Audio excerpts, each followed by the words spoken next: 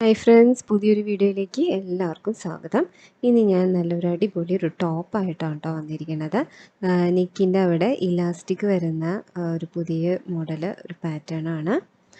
അപ്പോൾ ഇതിന് വേണ്ടത് 1/2 മീറ്റർ തുണിയാണ്. ഇല്ലെങ്കിൽ നിങ്ങളുടെ കയ്യിലുള്ള ബാക്കി വന്ന പീസുകൾ ഉണ്ടാവുമല്ലോ, അപ്പോൾ അത് എടുത്താലും മതിയോ. അപ്പോൾ ഇത് ക്രേപ്പ് ഫാബ്രിക് ആണ്. അപ്പോൾ ഈ ഒരു തുണീനെ ഞാൻ ഇതുപോലെ 4ആക്കി മടക്കുകയാണ്. പിന്നെ മടക്കിയ ശേഷം ഇതുപോലെ ഈ ഒരു സൈഡ് 4 ലെയറായിട്ട് വരുന്നുണ്ടോ നോക്കാം. അപ്പോൾ ഇതിൻ്റെ വീതി വരുന്നത് 9.5 ഇഞ്ചും ഇറക്കം നമുക്ക് ടോപ്പിന് എത്രയാണ് ഇറക്കം വേണ്ടത് അത് പ്ലസ് തയ്യൽത്തുമ്പ് അടക്കെടുക്കുക. ഇവിടെ 19 ഇഞ്ച് വരുന്നുണ്ട്. ഇനി ഇവിടെ നിന്ന് നമ്മൾ ഷോൾഡറാണ് ആദ്യം അടയാളപ്പെടുത്തുന്നത്. 5.5 ഇഞ്ച് ഷോൾഡർ അടയാളപ്പെടുത്താം. ഇനി നെക്ക് നമ്മളിപ്പോൾ ഇവിടെ മാർക്ക് ചെയ്യണില്ല. ഇനി ഇവിടെ നിന്ന് കൈക്കുഴീൻ്റെ ഇറക്കം 5.5 ഇഞ്ചാണ്. പിന്നെ ഏജ് വരുന്നത് 7 to 8 ഇയേഴ്സ് വരെയാണ് കേട്ടോ. എന്നിട്ട് ഇതുപോലെ വരച്ചു കൊടുത്തിട്ട് ഇവിടുന്ന് ചെസ്റ്റ് റൗണ്ട് എത്ര വരണമെന്ന് നോക്കാം. എനിക്കിവിടെ 6.5 ഇഞ്ചാണ് വരുന്നത്. അപ്പോൾ ചെസ്റ്റ് റൗണ്ട് എത്രയാണോ അതിന് 4/1 പ്ലസ് ഒരു 1.5 ഇഞ്ച് തയ്യൽത്തുമ്പ് അങ്ങോട്ട് കൊടുത്തിട്ടുണ്ട്. ഇറക്കം 19 ഇഞ്ചുണ്ട്. ഇനി എന്താ ചെയ്യണമെന്ന് വെച്ച് കഴിഞ്ഞാൽ ഈ ഒരു അറ്റത്തുനിന്ന് ഇതുപോലെ ഒന്ന് ജസ്റ്റ് ഒന്ന് വരച്ചു കൊടുക്കാം. അതാണ് നമ്മുടെ തയ്യൽത്തുമ്പാണ്. താഴേക്ക് ഇതുപോലൊരു ഷേപ്പിൽ വരച്ചു കൊടുക്കുകയാണ്. ഇനി നമ്മൾ ഈ ഒരു പോയിൻ്റ് ഉണ്ടല്ലോ, തയ്യൽത്തുമ്പ് മാർക്ക് ചെയ്ത ഒരു പോയിൻറ്റിലേക്ക് മുകളിലത്തെ ആ ഷോൾഡറിൻ്റെ പോയിൻറ്റിലേക്ക് ഇതുപോലെ ഒന്ന് ലൈൻ വരച്ചു കൊടുക്കുകയാണ്. ഇവിടെ കൈക്കുഴി നമ്മൾ സാധാരണ വരയ്ക്കാറല്ലേ, അപ്പോൾ അതിൻ്റെ പകരം ഇതുപോലെ ഒന്ന് വരച്ചു കൊടുക്കാം. എന്നിട്ട് ഇതൊന്ന് കട്ട് ചെയ്തെടുക്കാം. അവിടെയായിട്ട് വേണം നമ്മൾ വേറൊരു സ്ലീവ് അറ്റാച്ച് ചെയ്യണത്. ഇനി ഈ താഴത്തെ ഒരു ഭാഗം കൂടി മാത്രം വെട്ടിയാൽ മതി.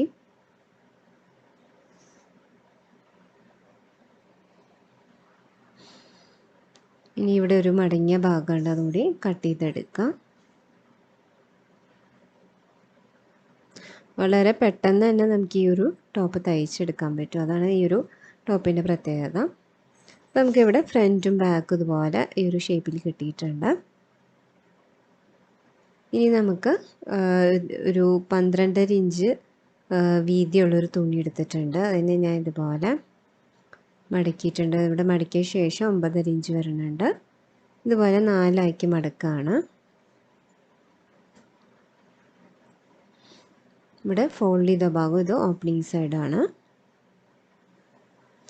ഇനി ഈ ഫോൾഡ് ചെയ്ത ഭാഗത്തേക്ക് നമ്മൾ ആ സ്ലീവിൻ്റെ അത് നമ്മൾ കട്ട് ചെയ്തുണ്ടായല്ലോ, അത് നമ്മൾ ഇതുപോലെ ഒന്ന് വെച്ച് കൊടുക്കാം. ആ ഫോൾഡ് ചെയ്ത ഭാഗം അതേപോലെ തന്നെ സ്ലീവിൻ്റെ ഫോൾഡ് ചെയ്ത ഭാഗം ഉണ്ടല്ലോ അവിടെയും അതുപോലെ തന്നെ വയ്ക്കാം. എന്നിട്ട് ഈ ഒരു ഭാഗത്ത് നിന്ന് ഇതുപോലെ കട്ട് ചെയ്തെടുക്കാം. അപ്പോൾ ആ തുണി വയ്ക്കുമ്പോൾ പ്രത്യേകം ശ്രദ്ധിക്കണം, ഫോൾഡ് ചെയ്ത ഭാഗത്ത് വേണം ഈ ഒരു തുണി മുകളിലായിട്ട് വയ്ക്കേണ്ടത്.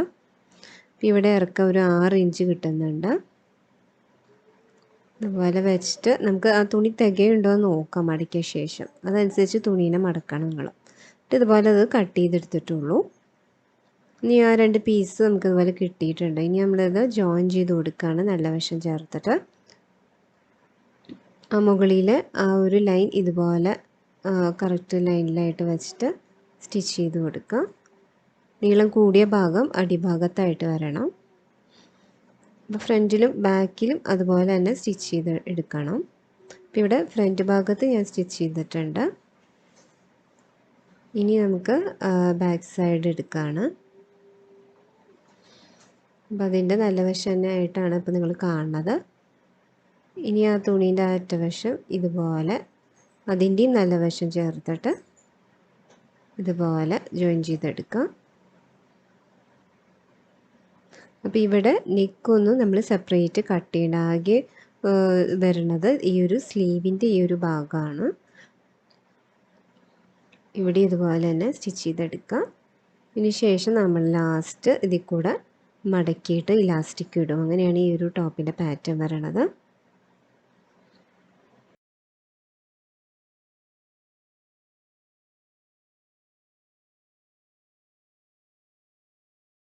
അപ്പോൾ ഇവിടെ നമ്മൾ സ്റ്റിച്ച് ചെയ്തിട്ടുണ്ട്. അതുപോലെ സ്ലീവിൻ്റെ ആ ഒരു അറ്റഭാഗം കണ്ടോ, അത് ഞാൻ മടക്കി തയ്ച്ചിട്ടുണ്ട്.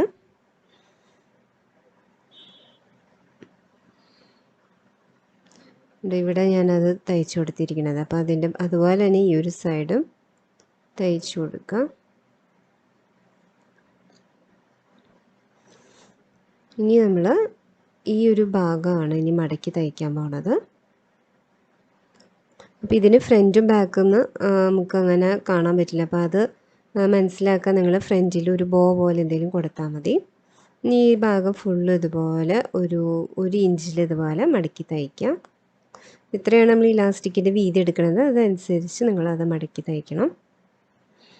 ഇതിൻ്റെ ചുറ്റും ഇതുപോലെ തന്നെ തയ്ക്കുകയാണ്.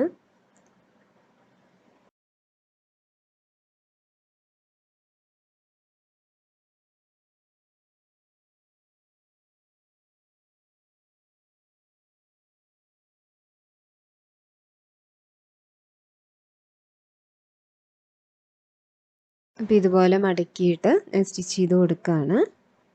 അധികം ടൈറ്റായിട്ട് ഇങ്ങനെ വലിക്കരുത്. എന്ന് വെച്ചാൽ ആ ഒരു ആം ഹോളിൻ്റെ ആ ഒരു സ്ലീവിൻ്റെ ഭാഗം എത്തുമ്പോൾ ഒന്ന് ശ്രദ്ധിച്ചിട്ട് നിങ്ങളത് ചെയ്യേണ്ടി വരും.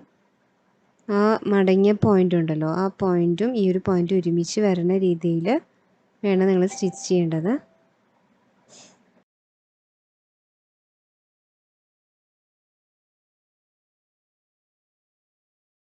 ചുറ്റും ഞാൻ സ്റ്റിച്ച് ചെയ്തിട്ടുണ്ട്. ഇനി നമുക്ക് അതിൻ്റെ ഇലാസ്റ്റിക് എങ്ങനെ ഇൻസേർട്ട് ചെയ്യണമെന്ന് നോക്കാം. അപ്പോൾ അത് ഇലാസ്റ്റിക് ഇൻസേർട്ട് ചെയ്യാനുള്ളൊരു ഗ്യാപ്പും കൂടി നിങ്ങൾ അതിൻ്റെ മുന്നേ വിട്ടിരിക്കണം കേട്ടോ. അപ്പോൾ ഞാനിവിടെ ഒരു 14 ഇഞ്ച് നീളമുള്ള ഇലാസ്റ്റിക് എടുത്തിട്ടുണ്ട്. ഇത് വീതി വരുന്നത് എനിക്ക് തോന്നുന്നു 1/2 ഇഞ്ചാണെന്ന് തോന്നുന്നു.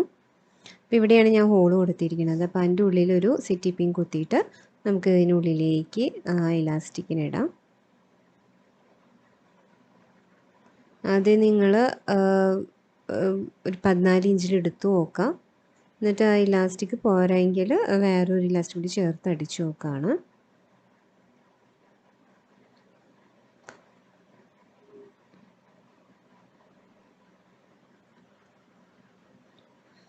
അതുകൊണ്ട് ഇപ്പോൾ ഇവിടെ ഞാനത് ഫുള്ളും ഇലാസ്റ്റിക് ഇൻസേർട്ട് ചെയ്തിട്ടുണ്ട്. ഇനി നമുക്ക് ആ ഇലാസ്റ്റിക് ഒന്ന് ജോയിൻ ചെയ്ത് കൊടുക്കാം. അതുപോലെ 2 സൈഡും ഞാൻ ഇതുപോലെ തന്നെ ജോയിൻ ചെയ്ത് കൊടുത്തിട്ടുണ്ട്. ഇത് ജസ്റ്റ് ഇതുപോലെ നമ്മൾ ആ ഒരു അറ്റത്തുനിന്ന് സ്റ്റിച്ച് ചെയ്തേക്കാണ്. കണ്ടോ, ആ ഒരു അറ്റത്തുനിന്ന് സ്ലീവിൻ്റെ അറ്റത്തുനിന്ന് നേരെ താഴേക്ക് സ്റ്റിച്ച് ചെയ്തെടുത്താൽ മതി. നല്ല ഭംഗിയുള്ളൊരു ടോപ്പ് നമുക്ക് കിട്ടിയിട്ടുണ്ട്. നമുക്കിത് സ്കേർട്ടിൻ്റെ കൂട്ടത്തിലോ അല്ലെങ്കിൽ ജീൻസിൻ്റെ കൂടെയൊക്കെ നമുക്കത് വെയർ ചെയ്യാൻ പറ്റും. നിങ്ങൾക്ക് വേണമെങ്കിൽ താഴെ ഭാഗത്ത് വേണമെങ്കിൽ ഇലാസ്റ്റിക് ഇതുപോലെ ചുറ്റി കൊടുക്കാം. അപ്പോൾ എല്ലാവർക്കും ഈ ഒരു പാറ്റേൺ ഇഷ്ടപ്പെട്ടെന്ന് കരുതുന്നു. അപ്പോൾ ആദ്യമായിട്ടാണ് എൻ്റെ ചാനൽ കാണുന്നവരാണെങ്കിൽ സബ്സ്ക്രൈബ് ചെയ്യാൻ മറക്കരുത്. Thank you.